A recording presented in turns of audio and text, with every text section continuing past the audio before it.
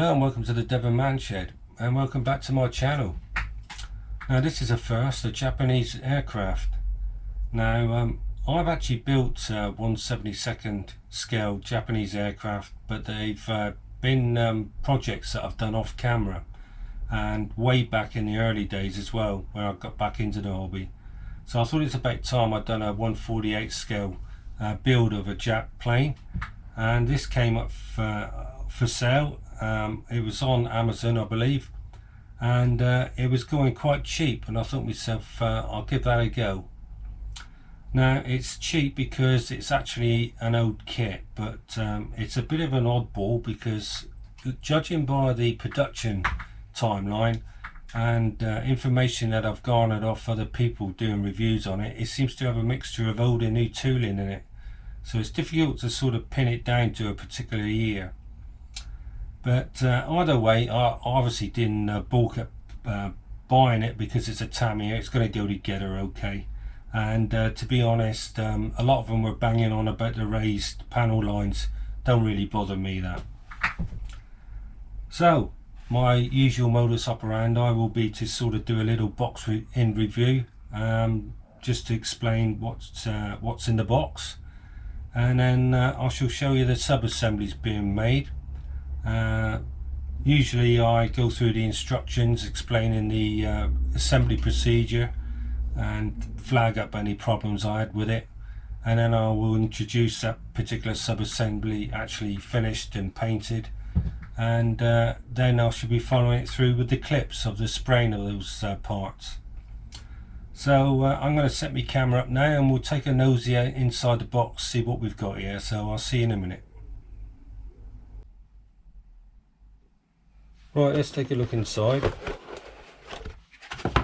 Now I've already been in the box, so we've got the usual fare of Japanese and English instructions. Now I've done my usual with this. I've gone through it and highlighted all the parts and highlighted the paint codes as well, and I find that works really well. Once the parts are actually glued together, I then put a pen stroke through them, and it makes it a lot easier not to overlook a part. So it's pretty basic fare regarding the instructions. It's an old Tamiya format, but I don't have a problem with Tamiya instructions at all. They're pretty good. I've got some figures with it, quite a few by the looks of it. Whether I'll bother with them, I don't know.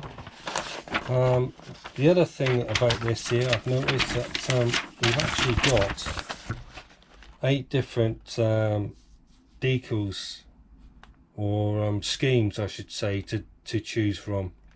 There's very slight difference in them. Obviously the tailplane numbers here are different, but the main sort of decals tend to be on all the airframes. Very subtle differences. So you know, I don't know which one I'm going to copy. I'll wait until I've done the build to decide that. So that's that. We've got the usual tech tips that come with the kits. Decals. Now, I don't normally have a problem with Tamiya decals. A lot of people do, but I find them okay. As you can see, there's not a great deal there actually, considering there's like 8 different schemes. Just basically different numbers by the looks of it, tailplane numbers. And we've got 2 sprues in there, which is unusual because Tamiya normally put their sprue frames individually in bags. But we've got 2 sprues in one bag there. That's unusual. That a very dark green pigment in the plastic by the looks of it. It's probably not far off the colour it's supposed to be actually when it's sprayed, but I should be using a primer over that anyway. Just generally looking, it looks okay. Flash wise, I can't see anything really bad on it. We've got the clear parts in with a bag of another sprue. We've got the 6 figures here. And yeah, not a lot to the kit, like I say, and a bit of a hybrid. I shall no doubt find out which sprues have been retooled when I go to put it together. Apparently you can tell. Anyway, so that's what's in the box. So I'm going to go off camera now and start the first sub assembly, and then I'll be back with it, and I'll run through with you the procedure that I went through to make it. So I'll see you in a minute. Right, so away we go. Now I should be talking in the past tense here, because this particular sub assembly is actually being glued and painted, and I've also done some dry brushing on it, and I've also applied the decals, which is something I don't normally bother with, but I've decided to do it on this build. Now the actual sub assembly itself was alright. It was a bit sloppy in places. The location areas, they weren't self-supporting, so I had to sort of hold the parts while the glue went off. Now I'm using super glue, which is something I always use in my cockpit areas, but I don't use super glue on the main airframe of the aircraft. I find super glue very brittle, but for something like this that isn't structural, that's the glue I use. Now I came across a bit of a problem, because they're saying here to mix two paints to get the desired cockpit colour. They're saying a metallic blue and a flat green. Well, I'm not one for mixing paints, and besides I haven't got any of these Tamiya paints anyway. I've only got a small selection of gloss paints. I went online and done some research, and it turned out that an XF71 is the correct shade of paint to use, and I cross-referenced that with my Vallejo paints, and it turned out to be a 126, this one here. So that's what I've ended up spraying the interior. Now, as well as the interior, the undercarriage area is going to have to be sprayed, which is something I'm going to do later on.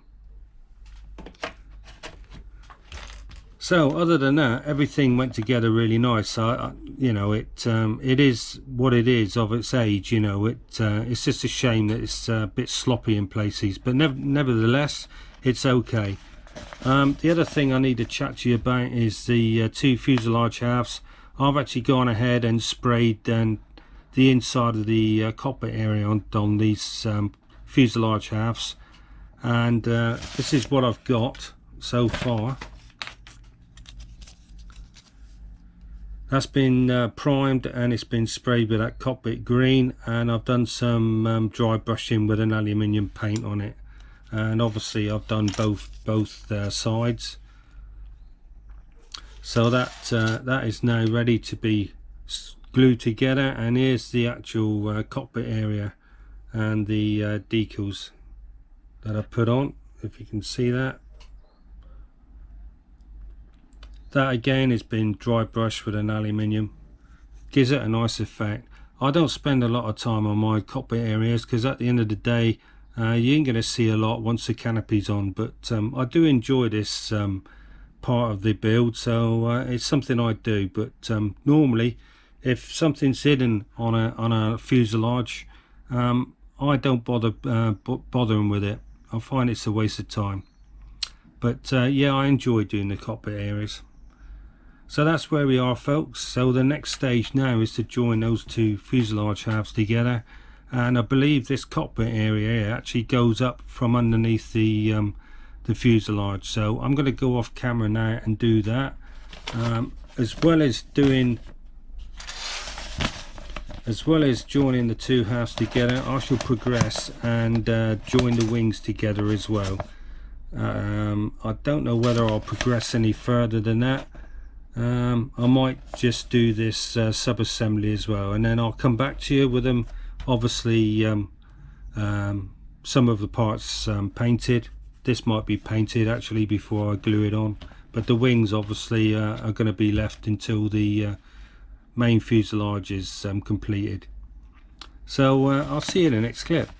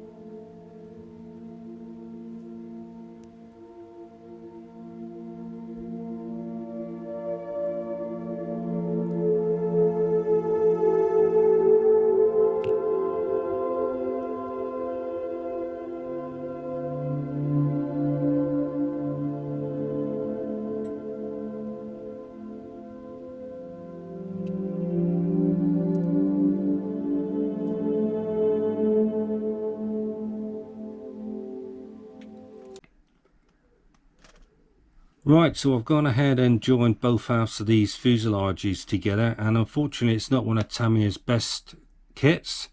I've had trouble trying to get this to line up properly. I've had it lined up in places okay, mainly on the upper seam here, only to find that the tail plane is slightly out and the seam underneath isn't quite lined up. It is on the front, but from here backwards there was a slight height difference.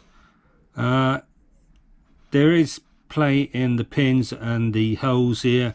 That can be the cause of the problem, but unfortunately no matter what sort of movement I used or influence, I still couldn't get a decent alignment. So not a very good fit at all, unfortunately.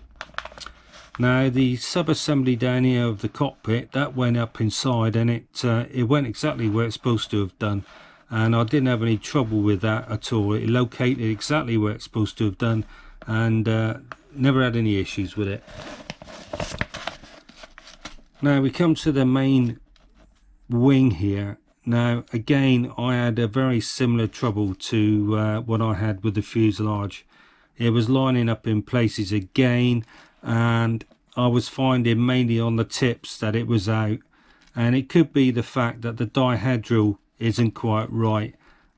Maybe it's come out the mode and the bottom wing is at a steeper angle than it should be, which is creating it to be sort of slightly short, lining up with the upper wings.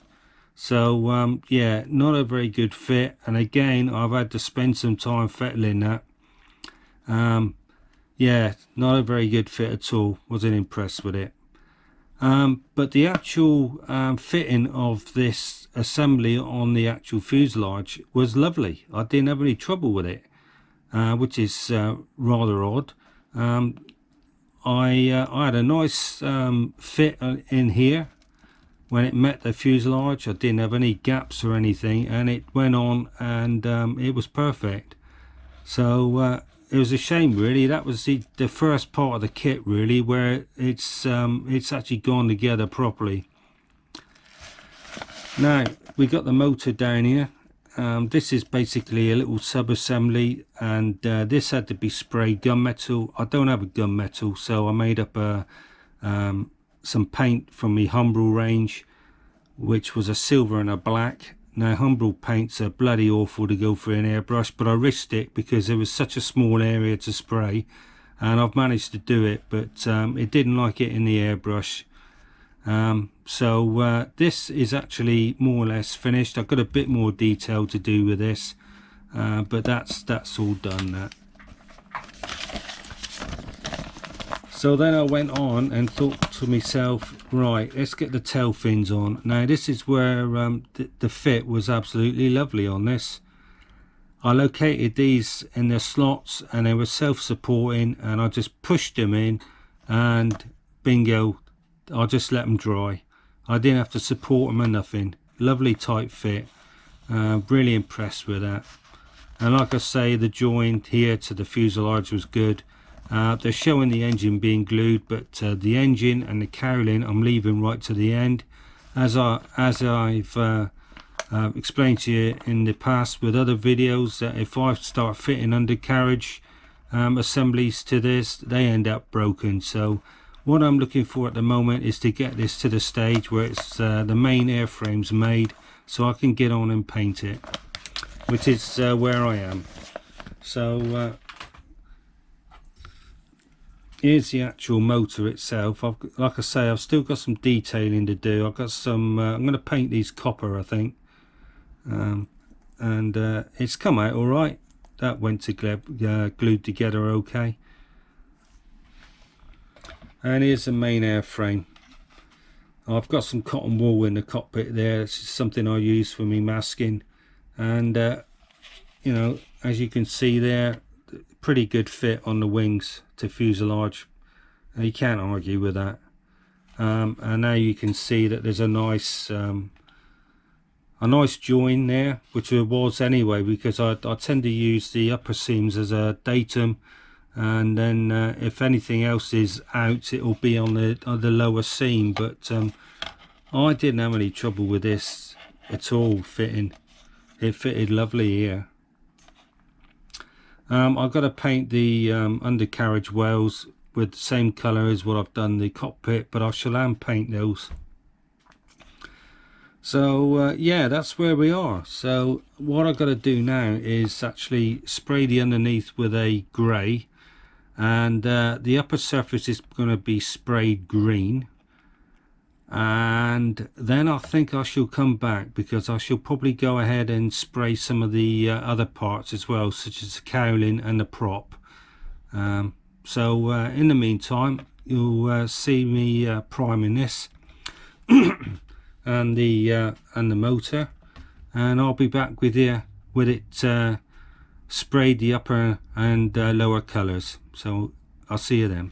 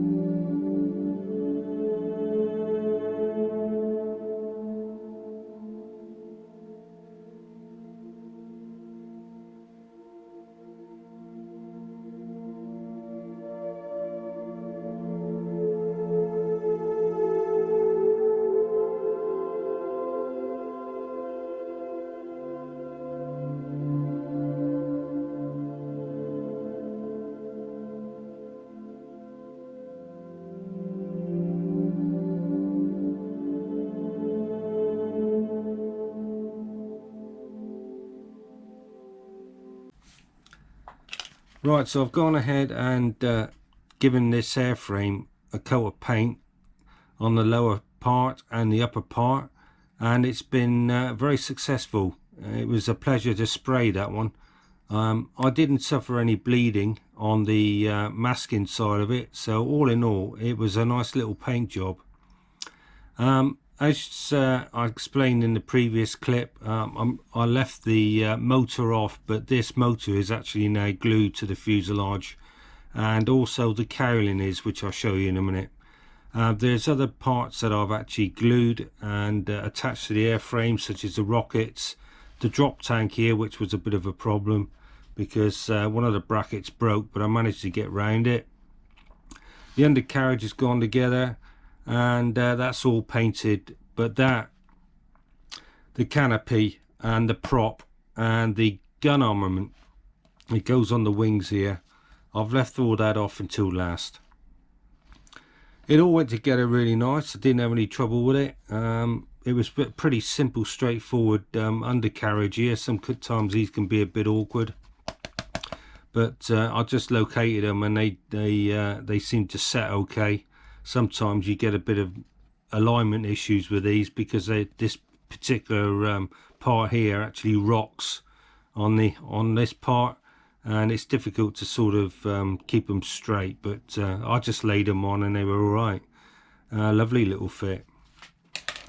So we've then gone on to this stage here. This is showing you the drop tank and the rockets being placed under the wings, the bombs there. Now there was one thing I overlooked. I didn't drill the holes before I joined the upper and lower wings together, but it was easy enough to see the location where they're supposed to have gone, and I've put a little 1.5mm drill down them, and they've lined up really nice. I've been well chuffed with them. So that was something that I forgot, but I've got round. I've got a little cowling here that had to go on, and then we come to the front prop housing here. I've made this so that the vents are open. I had a bit of trouble with these two small parts here. When I went to glue the housing onto the fuselage, these popped off, so they couldn't have been glued at the right angle, so I've had to re-glue those after gluing this to the fuselage. Yeah, the canopy I'm leaving, and the prop, and like I say, these bits of armament and the aerial is all being left. So what I've got at the moment are the parts here in the front of you. Here's the canopy. Now I've used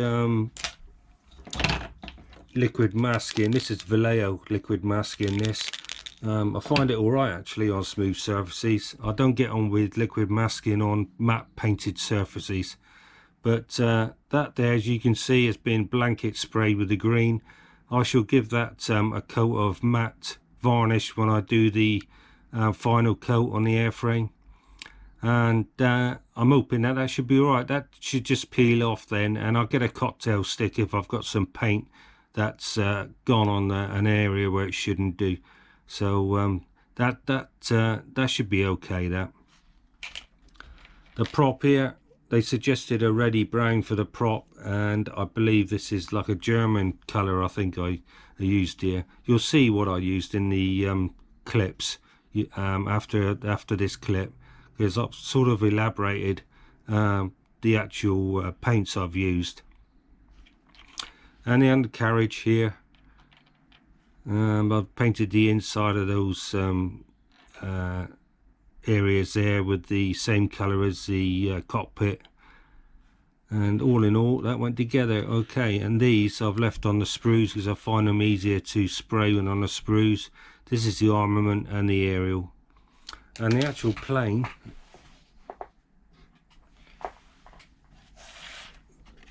is here. Yeah, so as you can see, it's turned out okay. I've painted the exhaust there with a copper. I'm hoping that when I spray the matte varnish, it's going to calm everything down, because it looks a bit clinical at the moment. But yeah, the paint job's really nice. Like I say, the masking was successful, didn't have any trouble with it, and I'm well chuffed with the interior on this actually. It's turned out alright. And here we have the rockets and the bombs. Like I say, the undercarriage is still left off. This has been painted again with the interior paint colour of the cockpit. I've hand painted that. The rear wheel has been put on here, and this here hook, which I had a choice of, I've chosen that one. So all in all, it's been a really nice little paint job.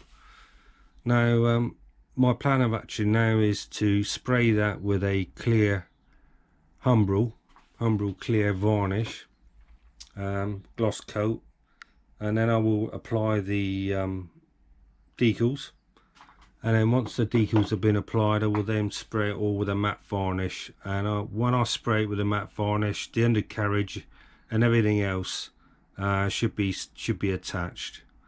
So you're going to see some clips of me spraying what you see in front of me here, and what I've just discussed, and then I'll be back on the turntable to show it off. So I'll see you then.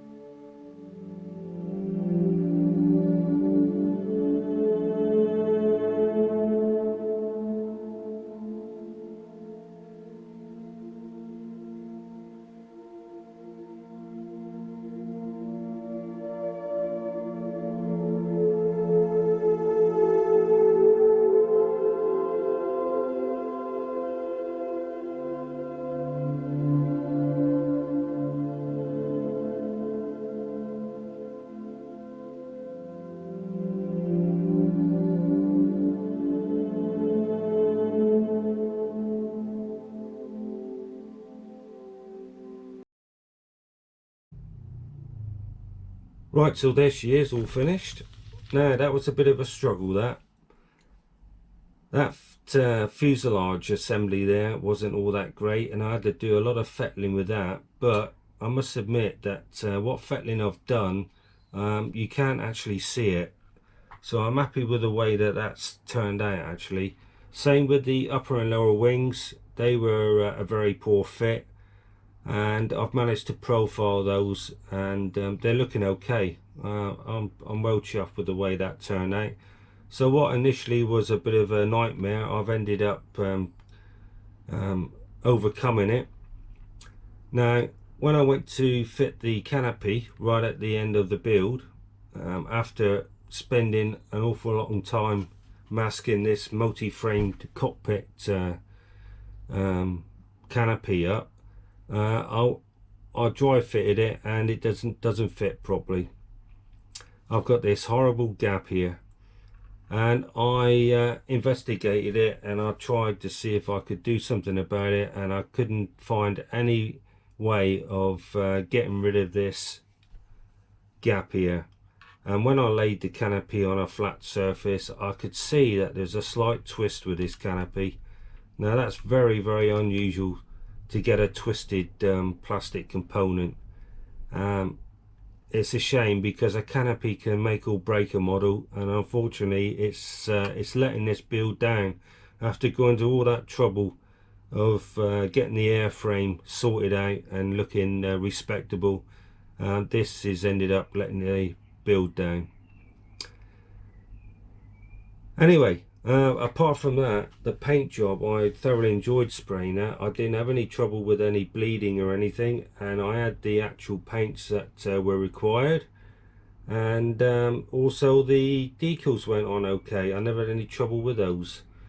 The basic decals are the red circles here. The only thing I've done is I haven't followed a particular squadron. I've just chose my own decals for the tailplane and the side of the fuselage. So a bit of artistic license there. Yeah, so there we go. I felt as if I was polishing a turd, as they say at times, and it was looking good come the end. Yeah, so it's just a shame about that canopy. Anyway, let's move onwards and start the next project. I've got a few projects in the pipeline, and I'm very, very close to getting 500 subscribers, which is marvelous, really. I'd never envisaged ever getting a couple of hundred subscribers, to be honest, but to get 500, I'm really chuffed with it. So I shall probably broach that in the next video of the next project. So that's it then, folks. So God willing, I'll see you in the next video, and stay safe out there, and I'll see you soon. Bye.